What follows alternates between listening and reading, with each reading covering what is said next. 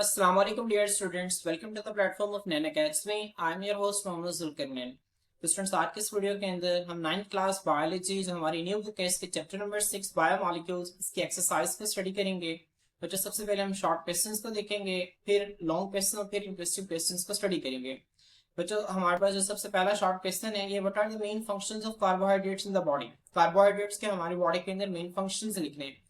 अब बच्चों ये आपसे लॉन्ग क्वेश्चन भी पूछा जा सकता है और शॉर्ट भी आ सकता है। बच्चों अगर आपसे शॉर्ट क्वेश्चन आएगा ना, ठीक है, तो आपने क्या करना है, आपसे वो भैया पूछ लेगा शॉर्ट क्वेश्चन में अगर वो आपको स्पेसिफाई कर देता है कि आप दो फंक्शंस लिखें तो आपने फिर दो लिखने हैं। अगर शॉर्ट में आपसे पूछ ले तो आप हर तीन फंक्शंस जो है वो लिख दें शॉर्ट क्वेश्चन के अंदर, ठीक है। दो तो आपने लिखने लिखने लेकिन एक साथ कोशिश करें कि एक एक्स्ट्रा जो है वो लाजमी तौर पे लिख दें। शॉर्ट क्वेश्चन अगर आपसे पूछा जाता है तो आप मैक्सिमम तीन फंक्शंस जो है वो लिख सकते हैं। तो मैं आपको दिखा देता हूँ मुझसे। बस आप लोग इसे देख सकते हैं, यहाँ पे फंक्शन ऑफ कार्बोहाइड्रेट्स हैं। हम यहाँ पे कोई से 5 फंक्शंस लिखे हुए हैं। अब आपको जो आसान लगते हैं आपको इसे 3 फंक्शंस जो हैं वो लिख सकते हैं। और जब फंक्शंस लिखते वक्त आपने कोशिश करनी है कि आप हेडिंग्स भी लाजमी तौर पे बना दें ताकि आप लोगों को शॉर्ट क्वेश्चन में अच्छे नंबर मिल सके। तो आपने हेडिंग्स बना के मैक्सिमम 3 फंक्शंस लिख देने हैं। अगर वो आपसे 2 डिमांड करते हैं तो आप 2 लिखें। अगर वो आपसे कुछ नहीं पूछता तो आप कम से कम जो है वो 3 फंक्शन शॉर्ट क्वेश्चन के अंदर लाजमी तौर पर लिखते हैं। क्लियर? तो बच्चों ये देखें शॉर्ट क्वेश्चन अगर आपने इनका लेक्चर जो है वो नहीं लिया हुआ इन फंक्शंस का तो आप लोग जो है वो लेक्चर लेके और इनको अच्छी तरह से समझ सकते हैं। अब बच्चों नेक्स्ट क्वेश्चन है हमारे पास, how do the 3 group of carbohydrates differ in taste. अब बच्चों तीन जो कार्बोहाइड्रेट्स के जो 3 ग्रुप्स है ना, कौन कौन से बच्चों, मोनोसैकेराइड्स, डाइसैकेराइड्स और पॉलीसैकेराइड्स, बच्चों वो टेस्ट के लिहाज से किस तरह से मुख्तलिफ है। अब बच्चों मेरे पास एक ई बुक थी, मैंने इसको जो है इसकी पिक्स जो है मैंने ले ली है ताकि आपको मैं शॉर्ट क्वेश्चन को दिखा सकूं। अब बच्चों इससे पहले कार्बोहाइड्रेट्स यहाँ पे 6 के 6 फंक्शंस लिखे हैं। आपको मैंने बताया कि जो आपको आसान लगते हैं वो 2 से 3 आप फंक्शंस लिख सकते हैं। बच्चों यहाँ पे देखें, अब आपको पता है कि जो मोनोसैकेराइड्स होते हैं स्वीट इन टेस्ट होते हैं, जबकि डाइसैकेराइड्स का बच्चों लेस स्वीट होता है जायका, ठीक है, कम मीठा होता है मोनोसैकेराइड्स की निस्बत। और बच्चों जो पॉलीसैकेराइड्स होते हैं इनका जायका क्या होता है बच्चों, दे आर टेस्ट लेस होते हैं, ठीक है। तो यहाँ पे देखिए monosaccharides have sweet taste, disaccharides are less sweet in taste, इनका जो जायका है बच्चों वो कम मीठा होता है।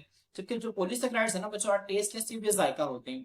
अब देयरफॉर द स्वीटनेस, जो मिठास है ना बच्चों, डिक्रीजेस, कम होती जाती है as the complexity of the carbohydrates increases. तो बड़ा अच्छा इन्होंने आंसर लिखा है, आप लोग इसी आंसर को लिख सकते हैं। जैसे जैसे जो है वो मिठास जो है वो कम होती जाती है, जैसे जैसे जो है कार्बोहाइड्रेट की पेचीदगी, कॉम्प्लेक्सिटी बढ़ती जाती है। क्लियर? अब बच्चों इसके रीजन क्या है, इसके रीजन में मैंने आप लोगों को बताया था कि हमारी जुबान के ऊपर इस तरह से ना टेस्ट बर्ड्स होते हैं छोटे छोटे से। अब बच्चों एक छोटा मॉलिक्यूल होगा तो वो फौरन से जाके उस टेस्ट बर्ड के साथ अटैच हो जाएगा और फौरन से उसका जायका आना शुरू हो जाएगा। अब बच्चों एक बड़ा मॉलिक्यूल होगा तो वो टेस्ट बर्ड पे आके अटैच नहीं होगा। जब अटैच नहीं होगा तो क्या हमारी जुबान उसको कोई जायका देगी? बिल्कुल भी नहीं बच्चों, हमें उसका कोई टेस्ट जो है वो फील नहीं होगा। इसी वजह से मोनोसैकेराइड छोटे मॉलिक्यूल्स होते हैं तो ये जो है फौरन से जाके अटैच हो जाते हैं, स्वीट इन टेस्ट होते हैं। डाइसैकेराइड्स बच्चों क्या होते हैं, लेस स्वीट इन टेस्ट, इनका जायका जो है वो कम मीठा होता है। बच्चों क्यों कम मीठा होता है? ठीक है, क्योंकि इनका साइज थोड़ा सा बड़ा होता है, इनका साइज थोड़ा सा बड़ा होता है। इसी वजह से कुछ जो है वो अटैच होते हैं और कुछ अटैच नहीं होते। पॉलीसैकेराइड्स बहुत बड़े मॉलिक्यूल्स होते हैं, बिल्कुल भी अटैच नहीं होते, इसी वजह से क्या होते हैं, स्वीटलेस होते हैं, ठीक है, ये टेस्ट लेस होते हैं। तो आपने इसको ज़हन में रखना है। बच्चों उसके बाद नेक्स्ट शॉर्ट क्वेश्चन है हमारे पास, वो कहते हैं name 2 common monosaccharides and 2 disaccharides. 2 आम मोनोसैकेराइड्स और डाइसैकेराइड्स के नाम बताने हैं बच्चों आपने। अब 2 कॉमन मोनोसैकेराइड्स बच्चों यहाँ पे लिखा हुआ है पेंटोसिस या हेक्सोसिस, ये 2 कॉमन मोनोसैकेराइड्स हैं बच्चों। आप इसके अलावा क्या लिख सकते हैं, आप पेंटोसिस में आगे बता सकते हैं कि पेंटोसिस के अंदर राइबोज आता है, क्या आता है बच्चों, राइबोज। राइबोज के अलावा क्या आता है, डीऑक्सीराइबोज। ये दो है जो है ना, ये कॉमन क्या है बच्चों, ये पेंटोसिस में 5 कार्बन वाली शुगर्स है। इसके अलावा हेक्सोसिस की बच्चों बात करें तो आप लोग बता सकते हैं ग्लूकोज के बारे में बता सकते हैं, इसके अलावा फ्रक्टोज के बारे में बता सकते हैं, इसके अलावा बच्चों आप ग्लैक्टोज के बारे में बता सकते हैं। क्लियर? तो बच्चों ये जो शुगर्स है ना ये क्या है, ये कॉमन जो है मोनोसैकेराइड्स हैं। क्लियर? अब जो डाइसैकेराइड्स कॉमन क्या है, आप यहाँ पे देखें सक्रोज एंड माल्टोज, ये आपकी बुक के अंदर लाइन लिखी हुई थी डाइसैकेराइड्स के लास्ट पे, तो बच्चों उसी को उसने उठा के लिख दी है। तो आप लोगों ने बिल्कुल इसी तरह से इसका आंसर जो है वो लिख देना। क्लियर? अब बच्चों नेक्स्ट देखें, हमारे पास क्वेश्चन नंबर 4 है, which monosaccharides make a sucrose molecule. अब बच्चों सक्रोज के जो मॉलिक्यूल्स है ना उसको कौन कौन से मोनोसैकेराइड बनाते हैं। बच्चों आपको पता है कि जो सक्रोज है ना इसको हम टेबल शुगर कहते हैं। क्या कहते हैं? Table sugar. और ये किस चीज से मिलकर बनती है बच्चों, 2 चीजों से मिलकर बनती है, एक ग्लूकोज और एक फ्रक्टोज। हमने इसका स्ट्रक्चर भी ड्रॉ किया था। तो देखें sucrose table sugar is made up of 2 monosaccharides, एक को हम ग्लूकोज कहते हैं और एक को हम फ्रक्टोज कहते हैं। क्लियर? तो बच्चों देखें कितना आसान से इसका आंसर है, छोटा सा शॉर्ट क्वेश्चन है, आप लोगों से पूछा जा सकता है। अब जो अगर वो आपसे शॉर्ट क्वेश्चन में पूछ लेता है तो आप लोगों ने सिर्फ इतना नहीं लिखना, आप लोगों ने एक अच्छा शॉर्ट क्वेश्चन अटेम्प्ट करने के लिए, एग्जामिनर को मुतासिर करने के लिए आप नीचे सक्रोज का स्ट्रक्चर भी ड्रॉ कर सकते हैं। ठीक है, अगर आप सक्रोज का स्ट्रक्चर ड्रॉ कर देते हैं तो एग्जामिनर पर आपका बहुत अच्छा इंप्रेशन जाता है, आप उससे लगता है कि वाकई में हाँ बच्चे को बहुत अच्छी जो है वो चीजें आती हैं। तो आप लोगों से अगर शॉर्ट क्वेश्चन में पूछता है तो आप नीचे सक्रोज का स्ट्रक्चर भी ड्रॉ कर देंगे। इसके बाद बच्चे देखेंगे क्वेश्चन नंबर 5 है, give an example of storage polysaccharide in plants. अब जो प्लांट्स के अंदर पॉलीसेकेराइड जो है उसकी स्टोरेज पॉलीसेकेराइड, मतलब प्लांट के अंदर जो पॉलीसेकेराइड, कौन सी पॉलीसेकेराइड है जिसको प्लांट जो है वो यूज करता है एज अ स्टोरेज। ठीक है बच्चों, वो क्या है बच्चों, दिस इज द स्टार्च। बच्चों करता क्या है प्लांट्स, आमतौर पे पौधे के अंदर फोटोसिंथेसिस के नतीजे में जो ग्लूकोज बनती है ना बच्चों, उस ग्लूकोज को क्या करता है बच्चों, वो स्टार्च के अंदर कन्वर्ट कर देते हैं। स्टार्च क्या है बच्चों, आपको पता है काफी सारे ग्लूकोज के मॉलिक्यूल जब आपस में मिलते जाते हैं तो स्टार्च बनती है। ठीक है, तो बच्चों स्टार्च ये क्या है, is a storage polysaccharide found in plant, जो कि प्लांट्स के अंदर पाई जाती है, it is composed of glucose units. तो बच्चों प्लांट के अंदर ग्लूकोज कब बनती है, फोटोसिंथेसिस के नतीजा में बनती है। क्लियर, तो बच्चे आपका क्वेश्चन नंबर 5 भी हो गया। क्वेश्चन नंबर 6 देखें बच्चों, define amino acid dried structure. बच्चों अमाइनो एसिड की आपने तारीफ करनी है तो आपकी बुक के अंदर लिखा हुआ है अमाइनो एसिड्स, मैं आपको बुक से ही दिखा देता हूँ। अब बच्चों ये देखें, आपने अमाइनो एसिड्स यहाँ से तारीफ लिखनी है, amino acids are the organic molecules that join in specific number and sequence to make proteins. तो बच्चों अमाइनो एसिड्स की तारीफ हो गई, तारीफ लिखने के बाद बच्चों आपने अमाइनो एसिड का ये स्ट्रक्चर जो है इसको ड्रॉ कर देना। क्लियर, तो बच्चों उसने आपसे पूछा हुआ था अमाइनो एसिड्स क्या होते हैं, तो बच्चों यहाँ पे ठीक है अमाइनो एसिड की तारीफ जो मैंने आपको बताई है वो भी लिख सकते हैं और इसका स्ट्रक्चर ड्रॉ कर सकते हैं। यहाँ पे देखिए इन्होंने क्या लिखा हुआ है, इन्होंने लिखा हुआ है proteins are made up of monomers called amino acid. तो बच्चों ये भी डेफिनेशन इसकी ठीक है कि प्रोटीन जो है वो जिन मॉलिक्यूल से मिलकर बने होते हैं उन्हें हम अमाइनो एसिड्स कहते हैं। ठीक है बच्चों, यहाँ पे एग्जाम्पल उसने नहीं पूछी तो आप एग्जाम्पल आपने नहीं लिखनी, आपने सिंपल डेफिनेशन और साथ इसका स्ट्रक्चर जो है उसको साथ एक्सप्लेन कर देना है। क्लियर, बच्चों आपका शॉर्ट क्वेश्चन हो जाएगा। नेक्स्ट देखिए शॉर्ट क्वेश्चन बच्चों क्या है, वो कहता है what are the basic component of lipids, draw their structure. अब बच्चों लिपिड्स के बेसिक कंपोनेंट्स क्या हैं, आपको पता है कि ज्यादातर लिपिड्स हैं वो दो चीजों से मिलकर बनते हैं, एक है ग्लाइसरॉल और एक है फैटी एसिड्स। अब बच्चों वो कहते हैं कि आपने सिर्फ बताना नहीं है बल्कि उनका स्ट्रक्चर भी ड्रॉ करना है। तो बच्चों आपने ग्लाइसरॉल के बारे में बताना है कि ग्लाइसरॉल ये क्या है, एक अल्कोहल है जिसके अंदर 3 कार्बन होते हैं और हर कार्बन के साथ बच्चों एक हाइड्रोक्सिल ग्रुप लगा होता है। देखिए यहाँ पे आपको नजर आ रहा है, ठीक है 3 कार्बन है, हर कार्बन के साथ एक एक हाइड्रोक्सिल और बाकी जो है वो हाइड्रोजन, ये ग्लाइसरॉल का स्ट्रक्चर है। बच्चों अगर आपने मेरा लेक्चर लिया हुआ तो मैंने आप लोगों को इसका स्ट्रक्चर ड्रॉ करना भी सिखाया था। इसके बाद बच्चों जो फैटी एसिड्स हैं हमारे पास, फैटी एसिड्स को जब आप देखेंगे तो फैटी एसिड्स दो तरह के हैं, एक है सैचुरेटेड फैटी एसिड्स और एक है अनसैचुरेटेड फैटी एसिड्स। अब बच्चों फैटी एसिड्स के अंदर क्या होता है, लॉन्ग हाइड्रोकार्बन चेन्स होती हैं, हाइड्रोकार्बन मतलब कार्बन हाइड्रोजन से बनी चेन्स होती हैं, जिसमें जो कार्बोक्सिल ग्रुप है ना बच्चों वो चेन के एंड पर मौजूद होता है। अब जो फैटी एसिड्स हैं सैचुरेटेड भी हो सकते हैं और अनसैचुरेटेड भी हो सकते हैं। बच्चों सैचुरेटेड और अनसैचुरेटेड में क्या फर्क होता है, सैचुरेटेड के अंदर कोई डबल बॉन्ड नहीं होता, जबकि अनसैचुरेटेड के अंदर क्या होता है बच्चों, डबल बॉन्ड मौजूद होते हैं। तो इसका स्ट्रक्चर ड्रॉ कैसे करना है बच्चों, ये भी मैंने आपको लेक्चर के दौरान बताया, आप लिपिड्स का जाके लेक्चर ले सकते हैं जिसमें मैंने इनका स्ट्रक्चर्स को एक्सप्लेन किया हुआ। बच्चों यहाँ पे देखिए जिस तरह यहाँ पे डबल बॉन्ड नजर आ रहे हैं, तो आप लोगों ने इसको साथ ठीक है लिपिड्स के बेसिक कंपोनेंट्स को लिखना भी और साथ इनका स्ट्रक्चर्स भी ड्रॉ करने हैं। इसके बाद देखिए बच्चों नेक्स्ट क्वेश्चन है question number 8, what are the types of RNA, what their functions. RNA की टाइप्स लिखें और इसके फंक्शंस लिखें। अब जो आपसे वैसे ही शॉर्ट क्वेश्चन में नहीं पूछेगा इतना लंबा, वो आपसे कोई से दो पूछ लेगा, वो आपसे पूछेगा messenger RNA, transfer RNA, ribosomal RNA में से कोई से आपसे दो पूछ लेगा, तो आप लोगों ने उनके बारे में जो है वो लिख देना। आप बच्चों आप लोगों से ये डिफरेंस भी आ सकता है कि डिफरेंस करें, तो आप लोगों ने फिर दरम्यान में लाइन लगा के फिर लिखेंगे। ठीक है, तो मैसेंजर आरएनए बच्चों इसका लेक्चर भी अवेलेबल है, आप वहां पे इसको तफसील से समझ सकते हैं। मैसेंजर आरएनए आपको पता है कि ये न्यूक्लियस के अंदर बनता है, डीएनए के अंदर जो न्यूक्लियोटाइड की सीक्वेंस होती है उसको कॉपी किया जाता है मैसेंजर आरएनए की शक्ल में। ठीक है, तो ये क्या करता है, कैरी करता है जेनेटिक इन्फॉर्मेशन को from DNA to ribosomes during protein synthesis. इसके बाद बच्चों ट्रांसफर आरएनए है, ये क्या करता है बच्चों, ट्रांसफर आरएनए आपको पता है कि अमीनो एसिड्स को ट्रांसफर करता है राइबोसोम्स को। ठीक है, राइबोसोम क्या करते हैं, मैसेंजर आरएनए के ऊपर न्यूक्लियोटाइड की जो सीक्वेंस है ठीक है उसको रीड करता है, उसको रीड करने के बाद ट्रांसफर आरएनए को कहते हैं कि फलाना अमीनो एसिड को लेकर आओ। तो ट्रांसफर अमीनो एसिड्स क्या करते हैं बच्चों, ट्रांसफर आरएनए ये अमीनो एसिड्स को ट्रांसफर करते हैं, transfer specific amino acid to ribosomes, ensuring यकीनी बनाने के लिए the correct sequence during protein synthesis के प्रोटीन जब तैयारी हो रही है प्रोटीन्स की तो उस वक्त अमीनो एसिड्स की जो तरतीब है वो ठीक हो रही है। इसके बाद बच्चों जो इसकी थर्ड टाइप है दिस इज राइबोसोमल आरएनए। अब बच्चों राइबोसोमल आरएनए क्या है, कॉन्स्टिट्यूट्स ये मुश्तमिल होता है द स्ट्रक्चरल, ठीक है स्ट्रक्चर का मतलब होता है किसी चीज को बनाना, एंड फंक्शनल और काम करना, कंपोनेंट्स अज्जा ऑफ राइबोसोम, मतलब राइबोसोम्स के बच्चों जो उसको बनाने वाले और उसके अंदर फंक्शन परफॉर्म करने वाले जो अज्जा हैं जो हिस्से हैं बच्चों ठीक है वो किससे मिलकर बने होते हैं, राइबोसोमल आरएनए से मिलकर बने होते हैं। और आगे वो कॉमे के आगे उसने जो है वो राइबोसोम की डेफिनेशन लिखी हुई है, the cellular machinery for protein synthesis, जो कि जो सेल के अंदर प्रोटीन बनाने के लिए जो मशीनरी है वो राइबोसोम्स है। तो बच्चों एग्जैक्ट बुक के 3 पॉइंट्स राइबोसोम्स की 3 टाइप्स है ना, एग्जैक्ट उन्होंने बुक की लाइंस लिखी हुई हैं, तो आप लोग इनमें से ठीक है मैं आपको फिर बता रहा हूँ कि आप लोगों से जो है सारी 3 के 3 शॉर्ट क्वेश्चन में नहीं पूछेगा, आप लोगों से कोई 2 पूछेगा तो आप लोगों ने 2 जो है वो लिख देनी है। इसके बाद बच्चों हमसे जो शॉर्ट क्वेश्चन नंबर 9 है इसको देखें, briefly describe the function of DNA. अब बच्चों डीएनए का फंक्शन क्या होता है, इन्होंने एग्जैक्ट बुक की जो पैराग्राफ है उठा के लिखा हुआ है। अब बच्चों डीएनए का फंक्शन मैंने आप लोगों को जब ड्यूरिंग द लेक्चर पढ़ाया था, मैंने आप लोगों को 2 पॉइंट्स बनवाए थे बच्चों, आप लोगों ने वो 2 पॉइंट्स इसी तरह से लिखने हैं, ठीक है। अब बच्चों यहाँ पे देखें, डीएनए कंटेन्स हेरिडिटरी इंफॉर्मेशन, इसके अंदर विरासती मालूमात होती है। This information is the form of sequence determines the order of amino acids during protein synthesis. ठीक है बच्चों, ये एक फंक्शन हो जाएगा आपका कि प्रोटीन सिंथेसिस के अंदर एक रोल प्ले करता है, ठीक है। इसके बाद बच्चों अब एक फंक्शन ये कर सकते हैं कि इसके अंदर हेरिडिटरी इंफॉर्मेशन जो है वो ट्रांसफर होती है।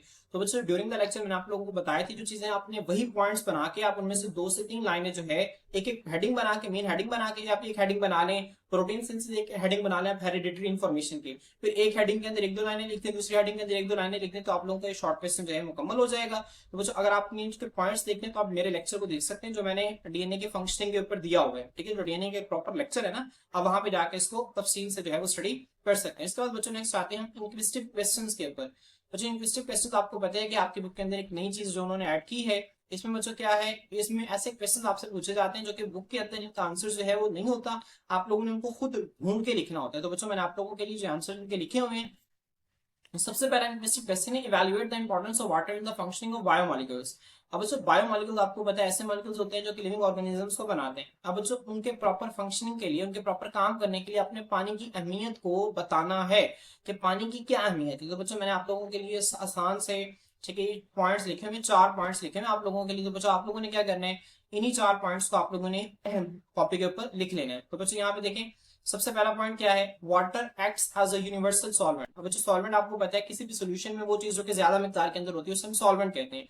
पानी यूनिवर्सल सॉल्वेंट है, पानी के अंदर तकरीबन ज्यादातर चीजें जो है वो हल हो जाती हैं, ठीक है। बच्चों पानी क्या है, एक सेल के अंदर एक यूनिवर्सल सॉल्वेंट के तौर पर एक्ट करता है, helping dissolve and transport biomolecules.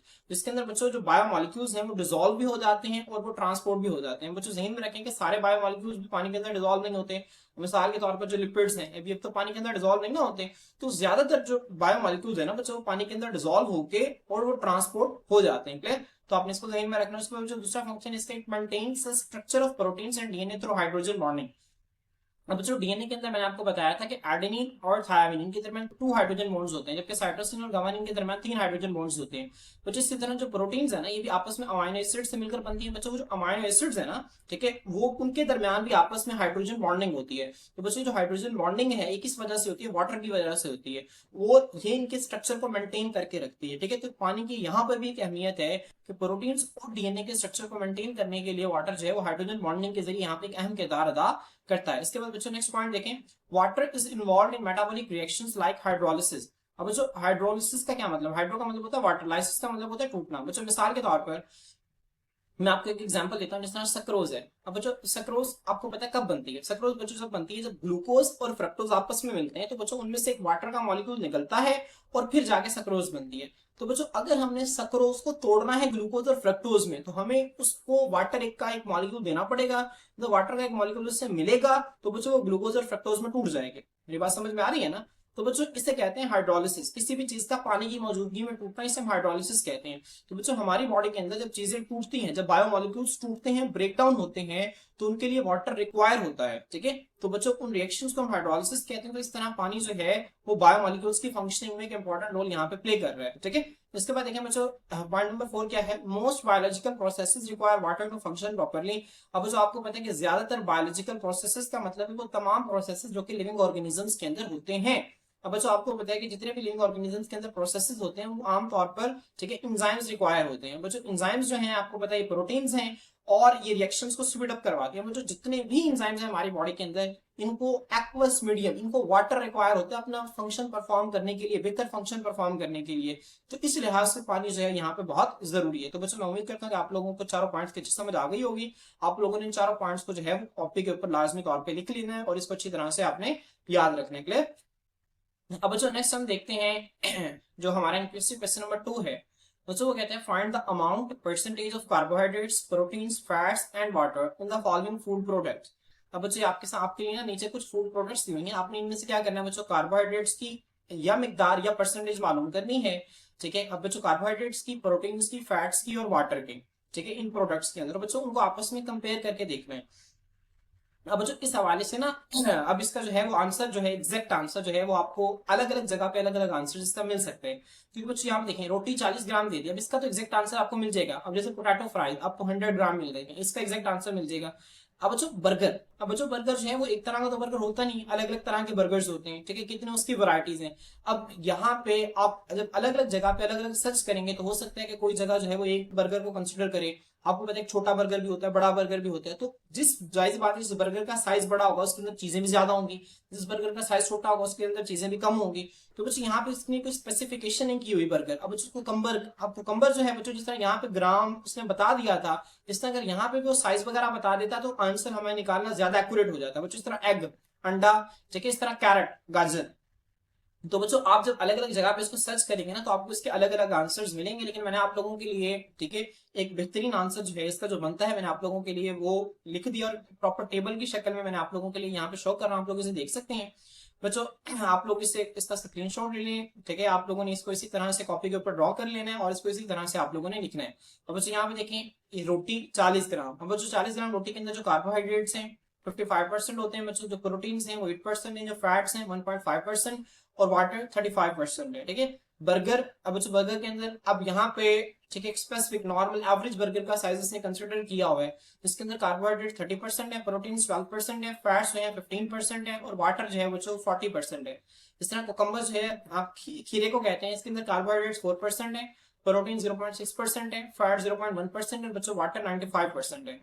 अच्छा, अंडा जो है अंडे के अंदर आपको पता है कि ज्यादातर प्रोटीन होती है, उसकी जो सफेदी होती है वो प्रोटीन होती है, उसके अंदर जो जर्दी है, ठीक है, वो फैट है, और बाकी आपको पता है कि जो उसकी सफेदी होती है उसके अंदर वाटर मौजूद होते हैं। तो कार्ब्स उसके अंदर तकरीबन 1% होते हैं, प्रोटीन जो है बच्चों उसके अंदर 13% होती है, फैट उसके अंदर 11 और 74% उसके अंदर वाटर मौजूद होते हैं।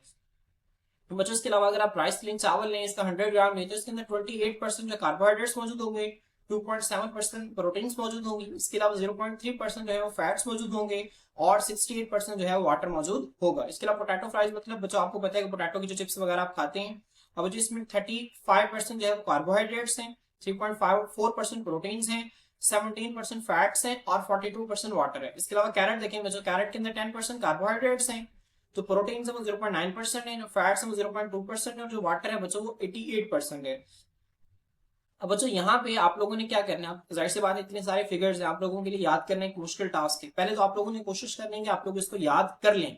तो जो बिलफर्स अगर आप लोगों को याद नहीं होती तो आप लोगों को जो इंपॉर्टेंट चीजें है ना ये आप लोगों को आनी चाहिए, जैसे एक रोटी हो गया, इसके अलावा एक राइस हो गया, राइस के बाद बच्चों ये एग हो गया, ठीक है, एग, ये तीन बड़े इंपॉर्टेंट है, ठीक है। तो बच्चों आप लोगों को कम से कम इन तीनों के तो लाजमी तौर पे आने चाहिए। इसके अलावा कोशिश करेंगे आप लोग इनको याद कर लें। वैसे अगर एग्जाम पॉइंट ऑफ व्यू से देखा जाए तो एग्जाम पॉइंट ऑफ व्यू से क्वेश्चन जो है वो इतना इंपॉर्टेंट नहीं है, क्योंकि एग्जामिनर को भी पता है कि इसके अलग अलग जगह पे अलग अलग आंसर जो है उसको मिल सकते हैं, ठीक है। तो अगर आप लोगों से पूछ लिया जाए बिलफर्ज एग्जाम के अंदर, ठीक है, तो आप लोग जो है इन तीन को लिख सकें, ठीक है। अगर आपसे तीन, ये तीन बड़े इंपॉर्टेंट है, आपने सबसे पहले आपकी कोशिश होनी चाहिए कि आप सारा टेबल याद कर लें। अगर बिलफर्ज आपको टेबल याद नहीं होता तो आप लोगों ने इन तीन को अच्छी तरह से कर लेना और बाकी को फिर आहिस्ता आहिस्ता आप याद करने की कोशिश करते रहें, इंशाल्लाह आप लोगों को याद हो जाएगा। आप जब मुसलसल प्रैक्टिस करेंगे तो सारी फिगर्स आप लोगों को याद हो जाएंगे। अब इनका कंपैरिजन देखें, जो सबसे ज्यादा कार्बोहाइड्रेट्स हैं, हम यहाँ पे देखें जो सबसे ज्यादा कार्बोहाइड्रेट्स हैं वो एक रोटी के अंदर है, ठीक है, और बच्चे फ्राइज के अंदर है। यहाँ पे देखिए 35% और 55%, ठीक है। सबसे ज्यादा प्रोटीन बच्चों किसके अंदर है, एग, अंडे के अंदर और बर्गर के अंदर सबसे ज्यादा प्रोटीन है। इसके अलावा बच्चों सबसे ज्यादा फैट किसके अंदर है, फ्राइज के अंदर है और एग के। बच्चों फ्राइज आपको पता है ऑयल के अंदर, ठीक है, फ्राई होते हैं, जिसके अंदर फैट ज्यादा होता है, और एग के अंदर आपको पता है दरम्यान में जर्दी होती है, ठीक है, वो सारे का सारा फैट है। तो एग जो है ना बच्चों, एग और फ्राइज इनके अंदर हाईएस्ट फैट्स होते हैं और हाईएस्ट वाटर बच्चों कुकम्बर और कैरेट, ये वेजिटेबल्स इनके अंदर हाईएस्ट वाटर जो है ये मौजूद होता है। क्लियर? तो बस ये आप लोगों का जो है लास्ट वाला क्वेश्चन जो है ये भी सॉल्व हो गया है। तो मैं उम्मीद करता हूँ कि आप लोगों को इस लेक्चर की अच्छी तरह से समझ आ गई होगी। मैं दोबारा कह रहा हूँ कि अगर आप लोगों को याद क्वेश्चन, आप लोगों ने इसको आहिस्ता आहिस्ता याद करना है। एक दिन में आप लोग इसको याद करेंगे, कभी भी आपको सारी वैल्यूज याद नहीं होंगी, ठीक है। आप पहले तीन की अच्छी तरह से याद रख लें, फिर बाकी को आप एक एक दो दो दिन करके आहिस्ता आहिस्ता इसको याद करते रहें, तो इंशाल्लाह आप लोगों को याद हो जाएंगे। आज के लिए इतना ही बच्चों, इंशाल्लाह नेक्स्ट वीडियो के अंदर नेक्स्ट टॉपिक के साथ आपकी खिदमत में हाजिर होते हैं। अल्लाह हाफिज।